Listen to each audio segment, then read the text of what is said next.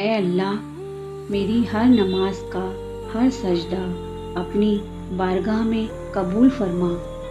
بس ایک اللہ ہی تو ہے جسے تمام باتیں بلا جھجک بتا دی جاتی ہے۔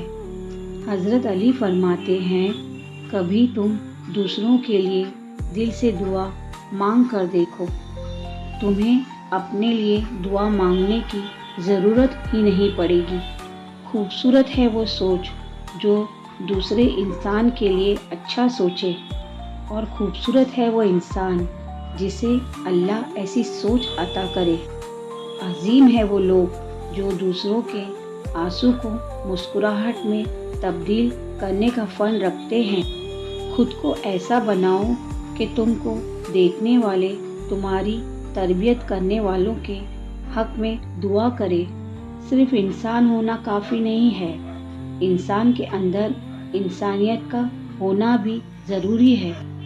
تم اللہ کے لیے وقت نکالو، اللہ تمہاری زندگی سے برا وقت نکال دے گا۔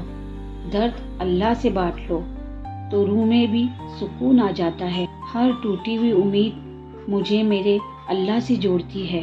جو ظاہر ہو جائے وہ درد کیسا، جو سمجھ نہ سکے وہ ہمدرد کیسا، اور تمہارا رب تمہارے دل سے نکلی ہر پکار سن لیتا ہے۔